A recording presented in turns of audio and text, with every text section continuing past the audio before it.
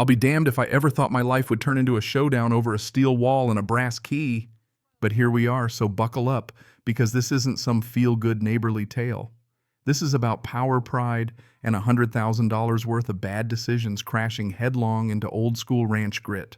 They fenced off my 40-acre ranch with an 8-foot steel wall, 80 grand's worth of shiny galvanized iron, still radiating heat from the welder's torch blocking my driveway like some fortress from a bad movie.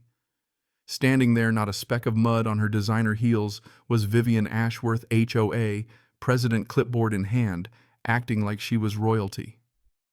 "Mr. Steele, your cattle ruin our elegance," she said, smirking. "This gate stays locked until every cow is gone." Dust hung heavy diesel fumes still swirling in the evening air. My ranch, the only thing I had left after cancer took my wife Sarah 18 months ago, snatched from me in one arrogant afternoon. But see, they were so busy playing God with their gates, they missed the fact that I wasn't sitting idle. I'd already made a move of my own. I'd bought the one slice of land they never saw coming, the 2-acre plot that controlled the only entrance gate to their shiny new subdivision. 200 homes, every SUV, Tesla grocery delivery, all suddenly dependent on my goodwill. They locked me out. Well, just wait till I lock them out. My name's Garrett Steele. I'm a third-generation rancher in Clearwater Valley, Colorado. I'm 52, got hands that look like the Colorado map, and every morning I still reach across the table for a coffee cup that isn't there. This land's not just dirt and fences. It's the last thing tethering me to the world. The only thing that still feels real since Sarah's been gone. My granddad drove every fence post himself back when the valley was all cattle and common sense. Then, of course, progress happened. In 2010, developers discovered our rural patch like we'd been hiding it from civilization on purpose. Meadowbrook Estates popped up around my ranch like dandelions after a spring rain. 200 McMansions full of folks who wanted the view without the reality of what made that view possible. The developer cut costs and built the whole place with a single access road right through Frank Muller's old plot. Frank was my granddad's drinking buddy, the sort of German farmer who could outmaneuver a chess grandmaster when it came to land deals. 6 months back, he finally sold up too old to keep going. Kids all moved to Denver. That's when Vivian started circling trying to buy Frank's land through some shell company. But I'd learned from Sarah's hospital bills to always read the fine print.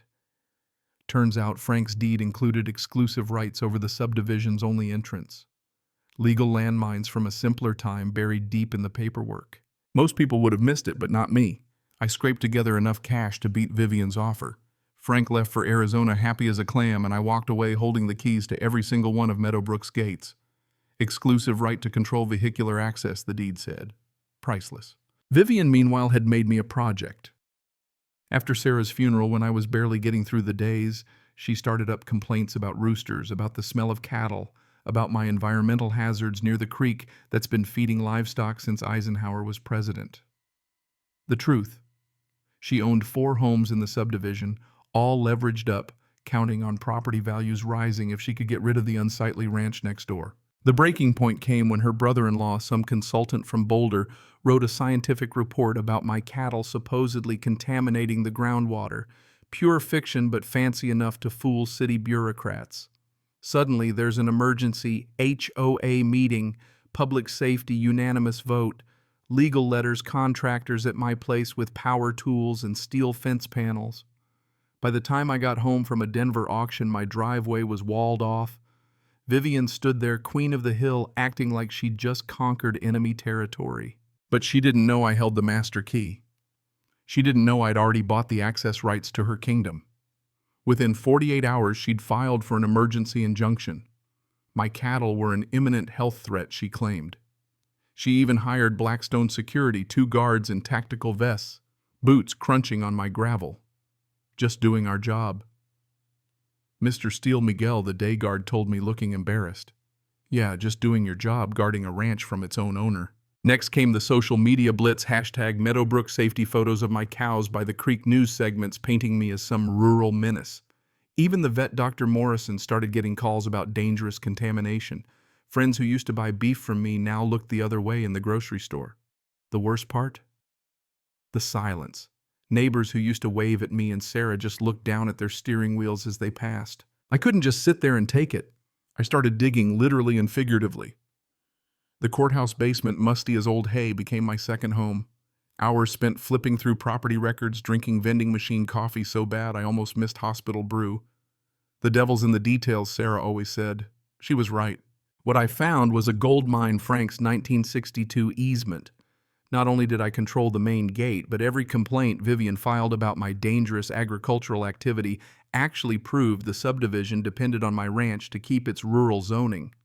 Without it, their homes would be reclassified as high-density residential, which meant a 340% property tax hike. Vivian's own paperwork was building my case for me. Miguel, bless him, started talking during his late shifts. She keeps asking about alternate entrances, emergency access. Keeps driving the perimeter worried. I smiled, feeling that brass key in my pocket. Smart woman, but wrong battle. Then came the Blitz 47 infractions in 2 weeks each with a $500 daily fine. Tall grass roosters crowing my granddad's old John Deere, lowering property values. The absurdity would be funny if it weren't for the 23 grand in accumulated fines and threats of a property lien. She'd weaponized the system, buried me in paperwork. But when she sent in her environmental consultant, Dr. Bradley Ashworth, her brother, of course the game changed.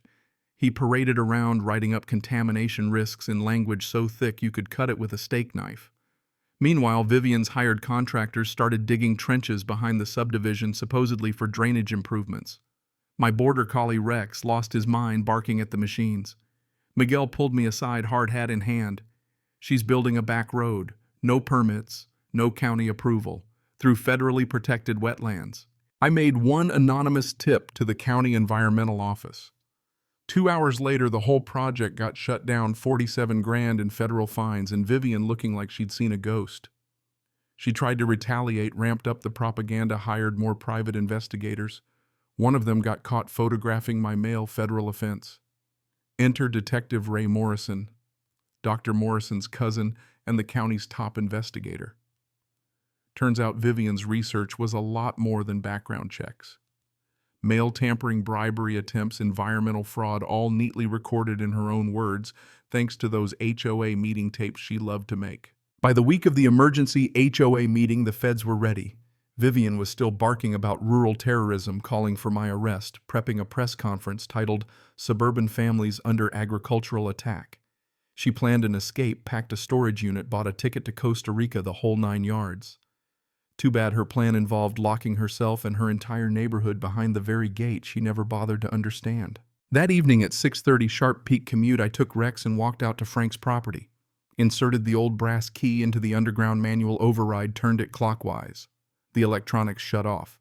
Gate locked just as the first Mercedes and Tesla pulled up. Car horns, phones out, neighbors looking around, wondering why the world had stopped. 50 cars backed up, people sweating in their business suits, kids wailing in minivans. I stood by the gate and waited. At 7, inside the clubhouse, Vivian was in full swing talking about permanent solutions for agricultural threats. Detective Morrison interrupted her mid-sentence. "Vivian Ashworth, you're under arrest for mail tampering, environmental fraud, bribery, harassment, and conspiracy." The handcuffs clicked louder than any applause. Outside, I held up Frank's deed and the brass key under the security lights. "According to county records, in this easement, I control this gate. The same rights your HOA's been violating for 3 months. County officials confirmed it." I turned the key, counterclockwise, gate swung open. Residents poured through, some mad, some sheepish, all a little wiser about who held the real power. Vivian's real estate empire crashed, her name dragged through every local headline. She got 4 years federal, $500,000 in restitution. The steel fence came down, replaced with a simple wooden rail. Ellen Martinez, a retired teacher who'd stood by me, took over as HOA president and created the Steel Ranch Agricultural Preserve. My old nemesis Miguel quit security and started a native landscape business. His daughter Sophia became the first recipient of the Sarah Steele Memorial Scholarship. Dr. Morrison. Yeah, the vet eventually became more than a neighbor.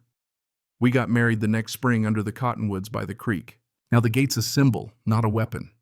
The brass key hangs in the Community Welcome Center on Frank's old plot alongside stories about the value of knowing what you really control. Meadowbrook's property values actually went up, go figure. Neighbors stopped being strangers. Kids visit to learn about cattle and the land. What changed wasn't just the rules, it was the respect. So here's the thing. People like Vivian, there's one in every town. They think power is noise, lawsuits, volume. But as Frank's key taught me, sometimes the most powerful answer to aggression is knowing exactly what you hold.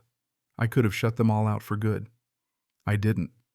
Instead, 30 minutes of traffic jam taught 200 families more than 3 months of lawsuits ever could.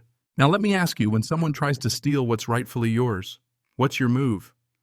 Ever had to stand up to someone who thought rules didn't apply to them? Drop your story below. Remember, sometimes the best locks aren't there to keep people out. They're there to remind folks who actually holds the key. Thanks for listening. Cảm ơn các bạn đã xem video.